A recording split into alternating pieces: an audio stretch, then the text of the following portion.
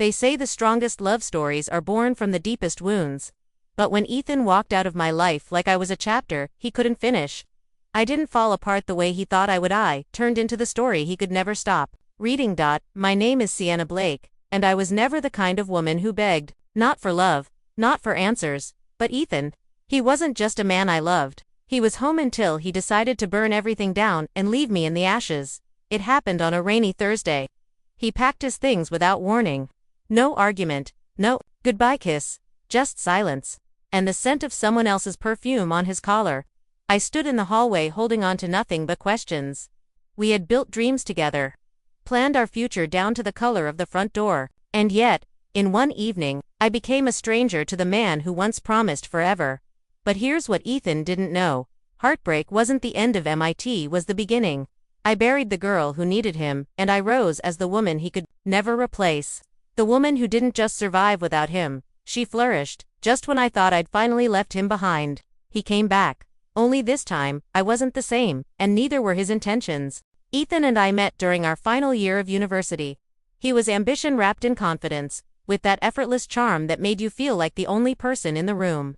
I was quieter, focused, careful with my heart.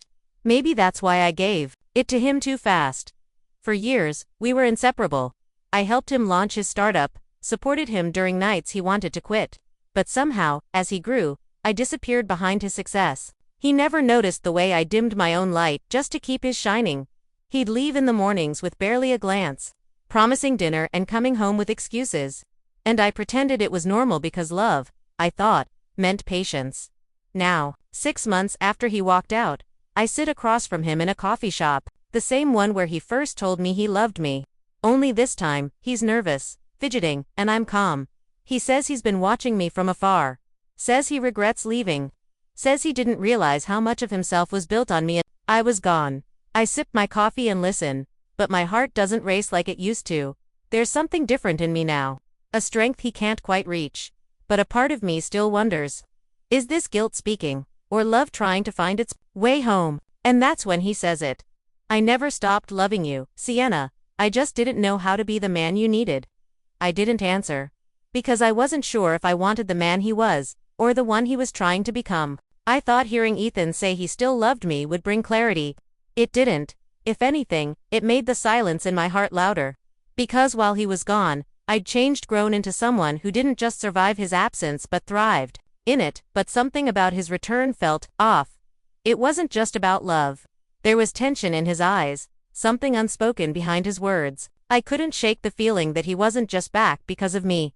A week later, that suspicion bloomed into truth. I was at a networking event for a nonprofit. I now consult with an organization I built from the ground up after he left. That's when I saw her, Claire, the woman he left me for. But she wasn't smiling. She looked shaken, pale, and when she saw me, she didn't turn away. She walked right up to me and whispered, "You don't know the full story, Sienna, but you deserve to."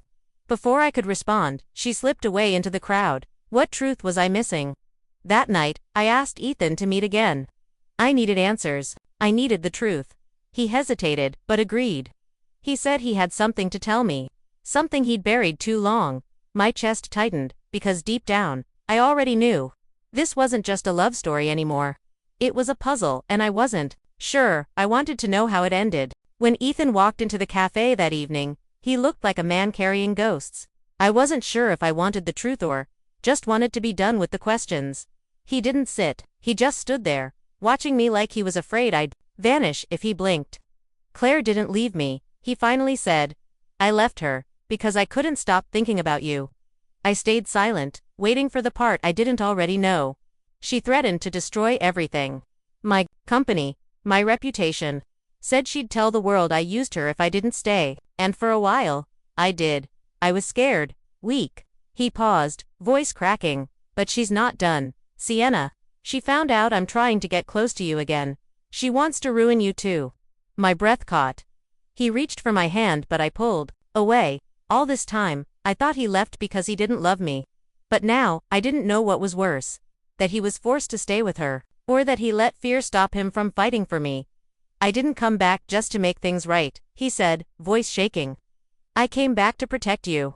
For a moment, I saw the man I used to love.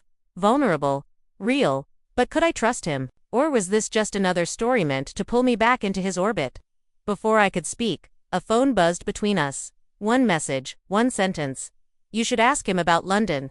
Everything inside me froze, because London was the one place he swore he'd never go without me. I didn't breathe as the video loaded. Claire's voice played over shaky footage. He told you half the story, Sienna. But he left out the part where I wasn't the villain, just the woman he used to forget you. The clip showed Ethan in a hotel room, his face exhausted. Claire, sitting across from him, crying. You don't love me, she said through sobs. I never did, Ethan whispered. I just didn't know how to be alone after I lost her. I paused the video. My throat burned. My heart split in two. He hadn't betrayed me the way I feared. He'd betrayed himself. Lied to both of us. And now, we were all standing in the ruins of choices none of us knew how to fix. Ethan looked up from across the table, tears in his eyes. I didn't come here for pity, Sienna. I came because I couldn't keep running from the truth. I still love you, but I'll walk away if you tell me to.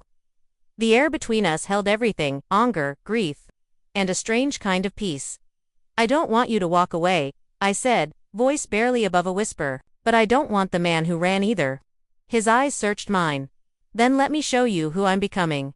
Not the man I was, but the man who's finally ready to fight for you. For the first time in months, I let my guard down, and I reached across the table. Not for the past, but for the future. Some stories don't need villains, just broken people trying to heal in the wrong ways. It took time. Weeks, actually. Ethan didn't beg. He didn't push. He showed up, quietly, rebuilding what he once walked away from. Not with promises, but with action. We started over not where we left off, but somewhere new. He apologized, not just with words, but with consistency. I didn't rush forgiveness, and he didn't rush healing. And somewhere in the quiet moments, in coffee dates, without tension and walks under city lights, without old ghosts, I realized, maybe love doesn't always look like fireworks. Sometimes, it looks like showing up after the storm. When everything's still soaked but you choose to rebuild anyway. Claire moved on, too. She sent one last message. Tell him thanks for letting me go before I lost myself, too. It wasn't closure, but it was peace. As for me, I didn't break, I bloomed. And I didn't become everything he could never be. I became everything I was always meant to be. And yes, we're still together. Not perfect, but real, because sometimes, love isn't about who stayed. It's about who learned how to come back right.